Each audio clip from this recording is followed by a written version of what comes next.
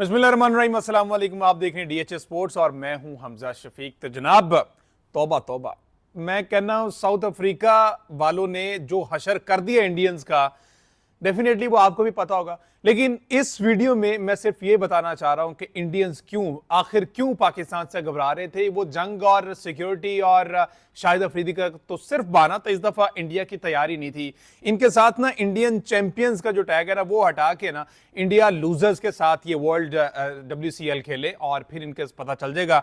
Video आगे बढ़ाने से पहले आपसे गुजारिश है मेरी कि इस चैनल को सब्सक्राइब कीजिएगा, वीडियो लाइक कीजिएगा, पसंद आए तो शेयर भी कीजिएगा और सजेशन से आगाह कीजिएगा, कमेंट सेक्शन में जरूर बताइएगा। ये मैच जनाब कल हुआ, छठा मैच WCL का हमने देखा, जहां पर south Africa versus Indian champions. बारिश की नजर ये मैच हुआ, इसको कम करके DLS मेथड के थ्रू किया गया। 18.2 ओवर तक रिस्ट्रिक्ट किया गया। 18.2 ओवर्स में साउथ अफ्रीकन्स ने 206 रन मारे। इनको 206 रन, जिसमें ये दो भाई जो है, ये जो हर साल इंडिया में रहने का बिल पे करते हैं, बीइंग मुसलमान हैं, इंडिया में रहना मुश्किल है, तो हमेशा पाकिस्तान के खिलाफ बात करके जनाब ये इंडिया में रहने का टिकट कटवाते हैं। आपको याद होगा बहुत से स्टेटमेंट्स हमने सुने हुए। कायद आजम ने उनका एक स्टेटमेंट उन्होंने फरमाया था कि जनाब अभी 1947 की बात है ये, कि इस वक्त जो मुसलमान पाकिस्तान मुखालिफ हैं, पाकिस्तान बनने के खिलाफ हैं, वो ताउम्र एंड तक अपने आप को इंडिया का लॉयल होने के लिए मिन्नते तरले करते रहेंगे कि हम इंडिया से लॉयल हैं, लेकिन उनकी कोई नहीं सुनेगा। तो यही हाल इन पठान बरादरान का है, ये खान बरादरी का है, ये जितने भी आपकी सेलिब्रिटीज है, शाहरुख, सलमान, सैफ, जितने भी हैं, ये सारे मिन्नते तरले करते। एक मिनट में इनके घरों को जनाब वो तबाह कर दिया जाता है। इसी तरह यूसुफ पठान और इरफान पठान, ये दो भाई 2000 गालिबन 2-3 की बात है जब इरफान पठान का डेब्यू हुआ था और ये पाकिस्तान आए थे, तो हमें बड़ी खुशी हुई थी कि एक मुसलमान लड़का, मुसलमान फास्ट बॉलर इंडियन टीम में आया है। लेकिन इसकी इन हरकतों की वजह से, करतूतों की वजह से, बिलाखिर आगे चल के मैं बताता हूं हुआ क्या। साउथ अफ्रीका ने पहले बैटिंग की है जनाब, उसमें हाशिम आमला ने क्या फैंटी लगाई है, 4 चौके मारे उन्होंने, 22 रन, 24 रन। उसके बाद AB डिविलियर्स की जवानी वापस आ गई। AB डिविलियर ने इन चैंपियंस को जनाब 61, जिसमें 3 छक्के 4 चौके शामिल हैं, और AB डिविलियर्स उसने साबित किया कि जनाब अभी भी जवान है। और जिस तरह का उसने कल बाउंड्री पे यूसुफ पठान का कैच पकड़ा है इमरान ताहिर की बॉल पर, क्या कमाल कैच था। इमरान ताहिर आया, पहला बॉल कराया अपने स्पेल का और पहले ही बॉल पर विकेट लेने में वो कामयाब हो गया। और AB डिविलियर ने क्या फ्लाइंग कैच लिया है, जवानी के दिन याद करा दिए। ठीक है जी। उसके बाद 30 रन की समिट्स ने इनिंग्स के लिए बेहतरीन था, ये भी अच्छा था। लेकिन इनके साथ क्या हो गया, इनके साथ आखिर क्या हो गया, ये जो चैंपियंस, इंडियन चैंपियंस हैं, 111 पे ढेर हो गए।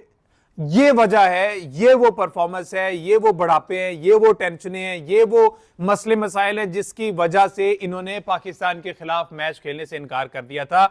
अब हीले बहाने ढूंढ रहे हैं एशिया कप का बायकॉट करने के लिए, वर्ल्ड कप के लिए भी, और इनके लिए मुश्किल, पाकिस्तान टीम के लिए मुश्किलात कर रहे हैं कि ओलंपिक्स 2027-28 के लिए क्वालिफाई करने पाकिस्तान ना कर पाए। वर्ल्ड टेस्ट चैंपियनशिप जो है उसका साइकिल है, पाकिस्तान को टियर 2 टीमों में शामिल करने के लिए इस वक्त बड़ी तगदो कर रहा है भारत, जो कि जिसमें कामयाब नहीं होगा। अभी बांग्लादेश में जो वजीर दाखिला और PCB चेयरमैन मोहसिन नकवी साहब बांग्लादेश पहुंच चुके हैं और वहां के जो बांग्लादेश क्रिकेट बोर्ड के सदर हैं उनसे मुलाकात हुई है। उन्होंने कहा कि हर सूरत इजलास ढाका में ही होगा, बायकॉट करना है कर दो, कोई मसला नहीं, कर दो। क्या अब एशिया कप ही जाएगा ना, क्या हमारे कोई 1 अरब 16 करोड़ रुपए का नुकसान होगा ना पाकिस्तान को। एशिया कप अगर नहीं होता तो 1 अरब 16 करोड़ रुपए का नुकसान होने जा रहा है। नकवी साहब ने कहा ये नुकसान भी बर्दाश्त कर लेंगे, लेकिन भारत की अजारादारी जो है वो अब खत्म करना जरूरी है। इसमें ऑस्ट्रेलिया भी अब बातें करने लग गया, इंग्लैंड, न्यूजीलैंड, साउथ अफ्रीका, ये तमाम वो बोर्ड्स हैं जिन्होंने अब स्टैंड ले लिया अगेंस्ट इंडिया। ठीक है ना, उन्होंने स्टैंड ले लिया। अब पाकिस्तान और बांग्लादेश, अब बीच में ये जो नमक हराम एक कौम है अफगानिस्तान, अफगानी, ये एशिया कप में मसला काम खराब कर रहे हैं। अब टोटल 5 मेन बोर्ड मेंबर हैं, जिसमें नंबर 1 है इंडिया, दूसरे पे पाकिस्तान, तीसरे पे बांग्लादेश, चौथे पे श्रीलंका, 5वें पे अफगानिस्तान।